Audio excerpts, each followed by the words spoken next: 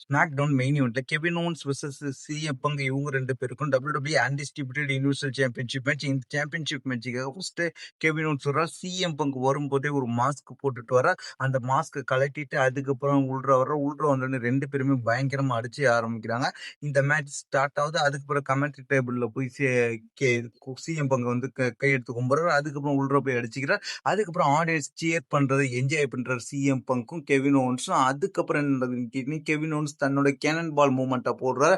அதுக்கப்புறம் ஃபிராக் பிளாஷை போட்டு வெளில வந்து அந்த கமெண்ட்ரி டேபிள் அடிச்சு உடைக்கிறாங்க. அதுக்கப்புறம் வந்து ஸ்னாப் ஷூட்டரை போட்டு பின் பண்ணி பார்க்குறாரு. அதில் சிஎம் பங்க் கிக் அவுட் பண்ணுறாரு. அதுக்கப்புறம் வந்து என்ன நடக்குதுன்னு கேட்டிங்கன்னா, சிஎம் பங்க் கொஞ்சம் ஆக்ரோஷமாய் தன்னோட அனகொண்டா வைஸை போடுறாரு. அப்பயும் வந்து சப்மிஷன் பண்ணலது கெவின் ஓவன்ஸ். அதுக்கப்புறம் என்ன நடக்குதுன்னு கேட்டிங்கன்னா, ஜிடிஎஸை போடுறாரு. ஜிடிஎஸை வந்து அப்படியே வந்து அது இருந்து எஸ்கேப் ஆகி தன்னோட சப்மிஷன் மூவ் போடுறாரு. ஃபிராக் ஸ்பாட்டர் போடுறாரு. அதுலயும் வந்து சிஎம் பங்கு டேப் அவுட் பண்ணல, ரோப்பை பிடிச்சாரு.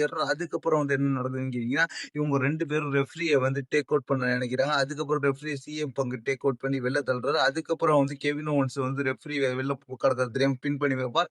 அவரும் ரெஃப்ரி இல்லைன்னா அதுக்கப்புறம் வந்து சிஎம் பங்கு ஜிடிஎஸ் போட்டு பின் பண்ணி வைப்பார். அப்பயும் ரெஃப்ரி இருக்க மாட்டார். அதுக்கப்புறம் பாத்தீங்கன்னா, செமி ஜெயின் ஷாக்கிங்கை வந்து சிஎம் பங்க போஸ்ட்ல அடிச்சு தள்ளி விட்டு உள்ள தள்ளுவார். உள்ள தள்ளுனோடனே சிஎம் பங்க் ஒரு ஸ்டன்னரை போட்டு பின் பண்ணுவார் கெவின் ஓவன்ஸ். அதுல இருந்து கிக் அவுட் பண்ணிடுவார் சிஎம் பங்க். அதுக்கப்புறம் பெல்ட்டை தூக்கி போட்டு செமிசைன் கெவின் ஓவன்ஸ் அவனை அட்டாக் பண்ண அப்படின்னு சொல்றாரு. ஆனா இது இந்த நேரம் சரியான நேரம் இல்லைன்னு அட்டாக் பண்ண மாட்டேன்னு சொல்றாரு. உடனே கடுப்பான செமிசைன் கெவின் ஓவன்ஸ் அட்டாக் பண்ணிடுறாரு. அதை பயன்படுத்தின சிஎம் பங்க் கெவின் ஓவன்ஸுக்கு ஜிடிஎஸ் போட்டு வின் பண்ணி தன்னோட சாம்பியனை ரீட்டைன் பண்ணிட்டு போயிடுவார்.